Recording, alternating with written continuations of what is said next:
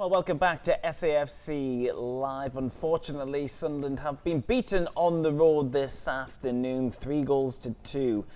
Danny, it was a different game in the second half, wasn't it? We saw a lot more goals and a lot more action as well. Yeah, I thought Plymouth came out second half, got on the front foot, spent a lot of time in our half, and it almost felt like the goal was coming, albeit, fortunate from their point of view. We'll get onto that, but then the half got a little bit stretched. Were we anywhere near our best today? Probably not, even in the first half. We get the goal, possibly fortunate from the penalty decision. But then I'm looking at us, can we go and kick on now, go and get that second goal? They're vulnerable, they're at home, they haven't won all season so far, 4 games in, but they haven't won so far. And we just felt like we were playing within ourselves a little bit. And now some people might say it's after the international break, we've been away, all these things might play a part. Lads have been away, played games, etc. But yeah, disappointing from where we were, standards before the break, to that performance. Listen, 1 or 2 had a go. I thought Romain was excellent, kept on going, deserved to get his goal. And then you're thinking now, a few minutes to go, we said it on comms, kiss of death really, wasn't it? We looked like we were going to be the ones that go and get that winner with 3 minutes plus the 7 minutes of stoppage time. But it was Plymouth that got the winner. Yeah, it was. Let's have a look back through at the action then from the game, and we can discuss some of the talking points, but of which there was quite a few in the end. So here we go then. This is in the first half then. There wasn't that many opportunities for either team in the first half, really, was there? Not really, no. I think we had a couple of moments down the left, but generally down the right-hand side where we had some clear-cut openings, really, and didn't really capitalise on it or make the most of them, really. I thought we controlled the game. They looked...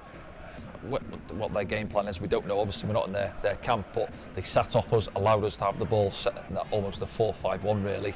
And didn't really even look to hit us on the counter-attack, really. They had that one good opportunity, which we'll see in a moment, but it looked like it was all about us, but then that tempo wasn't quite there from us, what we've seen in recent weeks, really, where, yes, we haven't had a lot of the ball, but when we've got it, we've moved it really well. Fewer touches on the ball. But, yeah, it is now since the penalty. Yes, we'll get onto this one. Again, we've said it in comms there. There's only 2 players that know if there's contact there, Barley Mumba and Chris Rigg. Chris goes down. I say Barley, it's an accidental one if he has caught him. You've seen these. I've been in this position myself where you're running behind the forward, you try and step across him, accidentally clip them, and they go down. It's all it takes, really. Obviously, the Plymouth fans weren't too happy. You could hear them booing, but Patrick steps up and tucks it away. And now I'm thinking, listen, we're in a good position. We're in the driving seat. We're away from home. We're sat top of the table. Yes, we haven't up to this point even been at our best. But now can we go and kick on, going up it a gear, go and get the second goal and almost put the game to bed. Their heads would drop, the fans would go quiet in the ground, but when you're at 1-0, you're always in the game. And to be fair, they had this good opportunity. Look, we've got 3-4 bodies there for him to beat, but he blazes it over the crossbar. And then Romain, and as I said there, I thought he was, not saying the one bright spark all afternoon, but he was the one who was trying to drag us up the pitch, wasn't he? Every time he picked the ball up against Edwards, it was an interesting battle. They give Edwards man of the match. He's got himself a goal. Romain's got himself a goal for us. This guy was tricky for them. Yeah, he was, Sissoko. Yeah, sometimes I think he's one of those where he's not sure what he's going to do himself with the ball, but he's got ability. You could see that. He had that opportunity in the second half, which I'm sure we'll see. It's just he had the one off the bar, didn't he? And there's the own goal now. Ball fired across. I think it's Luke with the block. Great save from Anthony Patterson. He's going to his left, adjusts, gets a good hand on it.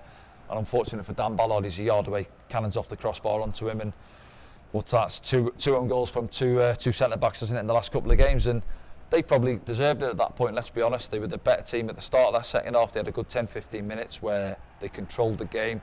They were, say, knocking on the door, but they had good opportunities. And I actually said in comms today where over the first 4 games, there's probably been more ball in our 18-yard box in that first 20 minutes of the start of the second half than what we'd seen in those 270 minutes plus. Yeah, absolutely. We just saw an opportunity there where Mundell got in on the left-hand side, and he puts it in the middle, and there wasn't any red mic shit on the end of it. Yeah, it's got to be. I mean, it's difficult for me, because he's doing a lot of work off the ball in this game. He hasn't had too many opportunities, but that there, and it's going to come with experience and playing games, learning his movement.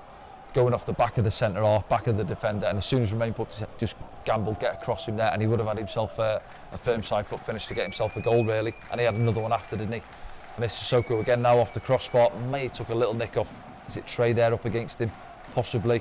Anthony Patterson's beat, isn't it? Thankfully the crossbar's there to help him out, and then here's the penalty. And yeah, it's one of those games for Dan Ballard. He had one against Newcastle, didn't he, last season, where I thought he was great.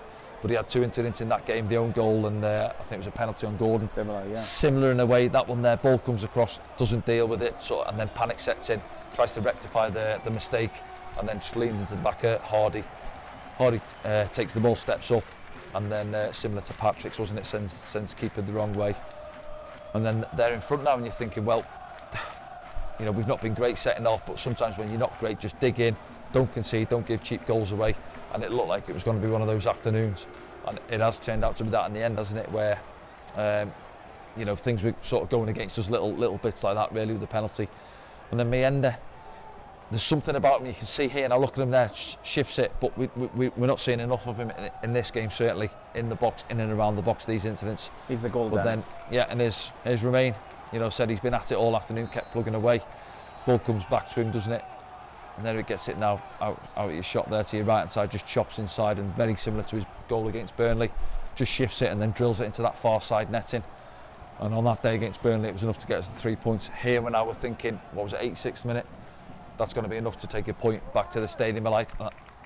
It's difficult because at that moment, I'm probably thinking, you know, would you take a point? I would have said no, because the fans were up there. Plymouth are thinking, oh no, here we go again. And then we had our tails were up, exactly that, yeah. And then 7 minutes goes up and you're thinking, great. Well, it's prior to that, they get the goal, was it 88? They get the goal in the 92nd. Yeah, 92nd minute, yeah. Joe Edwards, isn't it, yeah. But the game's open now, you see that one there. Patson's made a good save off Barley Mumba, opened up for him. It's a similar one to what we're going to see for the goal, where he's parried it. That one there, he manages to parry it wide. This one, we're not looking down the line of it. I think he's onside, isn't he? Certainly there. It's a couple of Sunderland players deeper than him.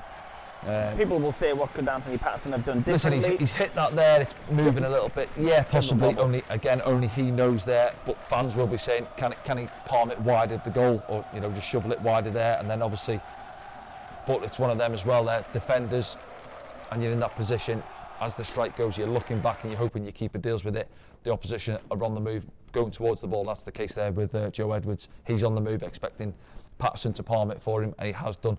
And defensively, you're sort of static, looking at it, thinking, oh no, and it happens quite slow for you. Yeah. Tucks it away, and that's that. Of course, when you concede so late as well in the game, it feels worse, doesn't it? Yeah, it does, yeah, because you feel like, as we said there, you feel like you've done the hard work. Romain's got us back there level. And then thinking, right, come on, boys, do we take a point? Do we now sit off, or do we go and get the win? And I'm sure the coaching staff, the fans behind the goal there, and everyone in that ground's thinking at that moment when Romain tucks that away, Sunderland are going to go and get a winner here. I was thinking that on the comms with yourself. But it was quite an open game. We're committing bodies forward. They've had one or two efforts prior to the goal as well. So yes, disappointing. Look, the run's come to an end. Dust themselves off, and we've got to go again next week. Borough, early kick-off. At home. Let's have a look at the scores from around the doors this afternoon. Then in the Championship, of course, there was a couple of games earlier today and the one last night. Hull City, they were defeated by Sheffield United in the early kick-offs. It was Leeds United 0, Burnley 1, Millwall 0, Luton Town 1, Oxford United 1, Stoke City 0.